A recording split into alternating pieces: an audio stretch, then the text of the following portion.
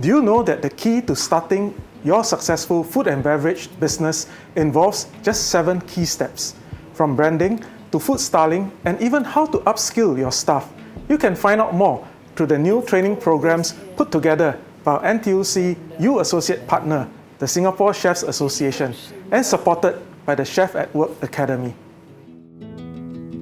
It's the tallest sound, the damn smallest crowd, but their hearts break loud. So Chef, I'm really interested to know, for those who wish to start a F&B business, what are the most important things that they should know? We have a basic structure to help new business owners starting with any F&B business, and it only needs 7 steps. Wow, just 7 steps? Well, first we start with concept. We have to start thinking about the concept of your business. Take this business, for example. Their what is local and Western cuisine. We're at the golf club, and their how is by providing good food and service to their customers. Their target customers are just the club members and other golfers.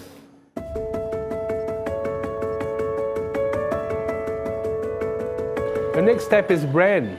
So when we know the concept, we need to make sure we define the unique identity of the product and its place in the market.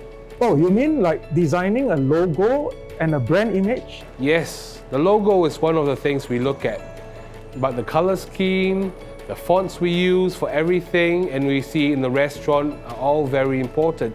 Just a quick example, McDonald's and Burger King can be differentiated quite easily without you seeing the logo, right? Can you imagine if I blindfolded you and brought you into one of these restaurants and took off the blindfold in the middle of the dining room? Would you know where you are? Depending on the colors. And there you have it. That's what a successful brand does. Step 3 is the design and build.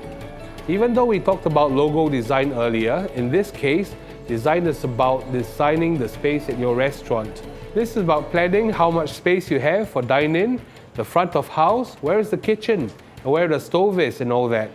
Typically, there are consultants who can help you for this step. Imagine this restaurant where it gets busy during peak hours. Just a simple sounding thing like organizing where the food is to be picked up, where the payment is to be collected, would affect the flow of traffic in this restaurant. A detailed understanding of operational workflow is of paramount importance for efficiency and staff retention. Because of the ingredients that we are using, like the next step, point 4, menu engineering. This is about planning the actual products that you will have in your menu. This certainly sounds straightforward. Yes. This is where you answer the question of what should be in the menu and how much you'll charge. You need to make sure you plan for consistency, quality, and salability. Next, we have step 5, hygiene system. Hygiene systems ensure that the hygiene regulations are adhered to and to ensure the safety of the product for the customers. Step 6 is technology, where you, as a business owner, choose and implement the latest technology in all the processes from the production to the storage and the sales in order to maximize efficiency and achieve objectives. So technology must be an important aspect of food and beverage businesses, especially important due to COVID-19 and the restrictions in dining out. Yes. Many businesses that survived the pandemic were only able to do so by tapping on resources available online, such as sales platforms, delivery companies, and created a whole new industry and ecosystem. I fully agree, and over these past many months, I've spoken to numerous hawkers and F&B owners who told me that their business has thrived because they managed to adopt technology fast.